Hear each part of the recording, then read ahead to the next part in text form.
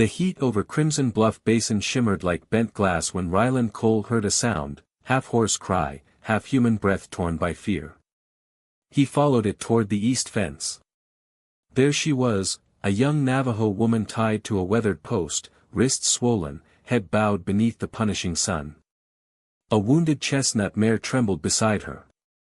Ryland cut the rope in one smooth stroke. She collapsed, catching herself on one knee. When his shadow fell across her, she forced her eyes open. A tall man. Broad shoulders. Dust and sun carved into his skin. Another stranger. Another threat. Her lips parted in a brittle whisper, the voice of someone who had stopped expecting mercy. Do whatever you want. Ryland froze. I'm here to help, he said quietly. With careful hands, he lifted her as if the desert had already taken too much. Crimson Bluff Basin stretched wide and unforgiving beneath the late-day sun. Ryland's homestead stood alone against a sandstone rise, stubborn and simple. Inside the cabin, he laid the girl on the narrow bed near the window. She was barely conscious, sharp cheekbones dusted with sun, cracked lips, black hair stuck to her forehead. Even in weakness, her eyes held a quiet fire. Ryland worked silently, cooling her forehead, pouring water, adjusting the window for air. Words were never his strength. His broad shoulders, soot-darkened hands, and the pale scar across his wrist spoke more than he ever did. The swollen rope marks around her wrists told their own story, not of helplessness, but pride punished. Outside, the basin stretched toward Red Canyon, a place where whispers traveled fast, especially about the Navajo. Ryland already knew the type of men who had tied her. Brant Harrow. Levi Madsen. Colt Avery. Cruel when bored. Loud when drunk. She stirred, eyes opening, shadowed with suspicion. You're safe, he said softly. She didn't answer. But she watched him. Measuring. Judging. The desert wind hissed outside, waiting to see what these two strangers would become. Evening crept into the basin in a wash of violet light.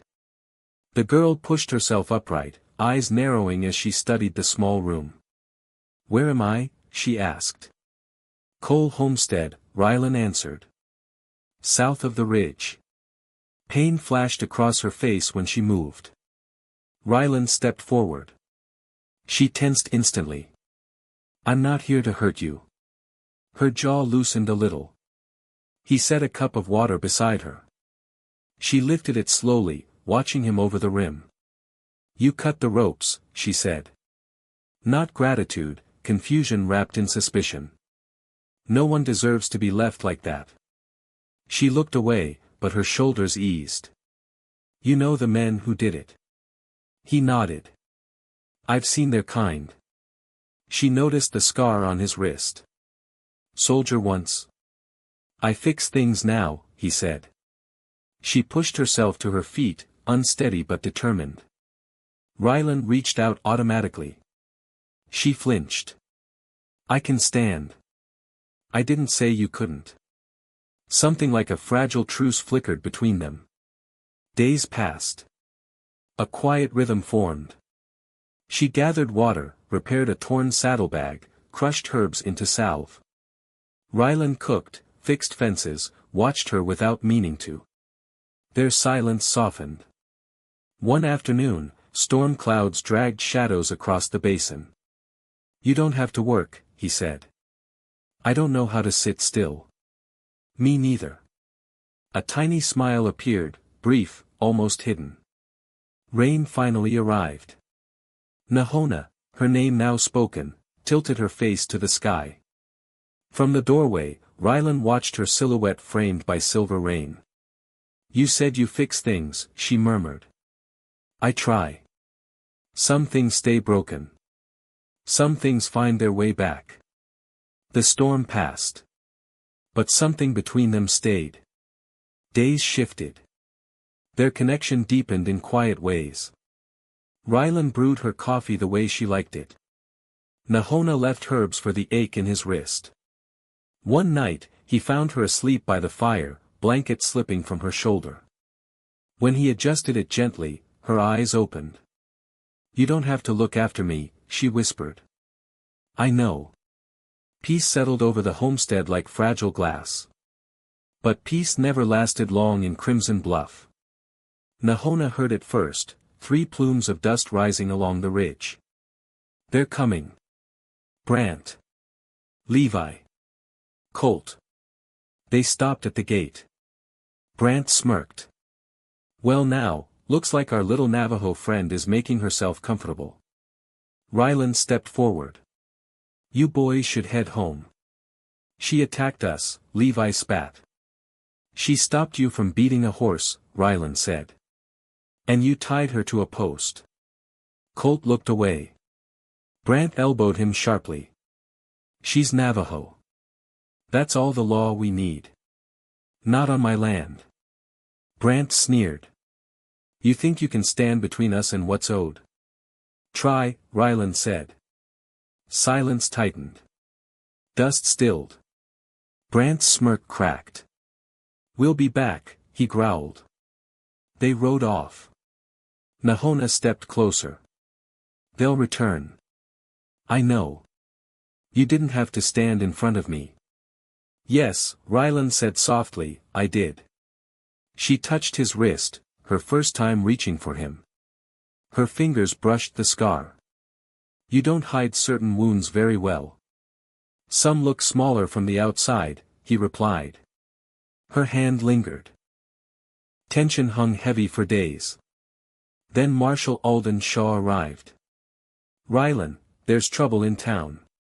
Folks want the girl brought in. Said she assaulted Harrow's men." "She's not going with you." "I'm trying to keep blood off the ground." "Then leave." Alden sighed. "I'll say I didn't find her. That's the best I can do." Inside, Nahona waited. "You stood against your own people," she said.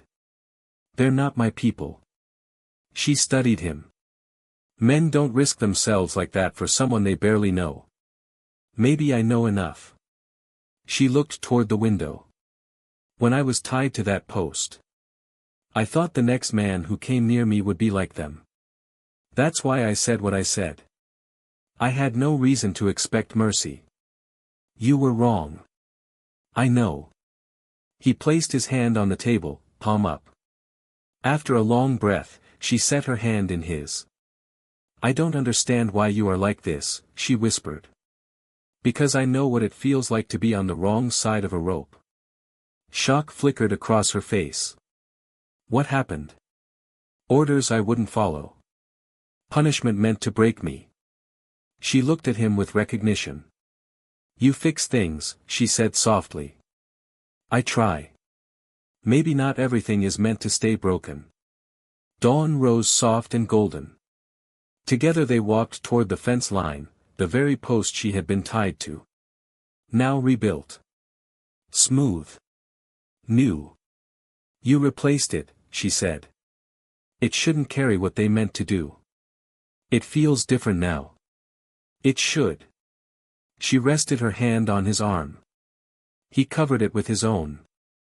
"We'll figure it out," he said. "One day at a time." Their shadows stretched long across the red earth, touching, merging, as if the land itself had decided they belonged. Thanks for watching. Don't forget to like, share, and subscribe for more stories.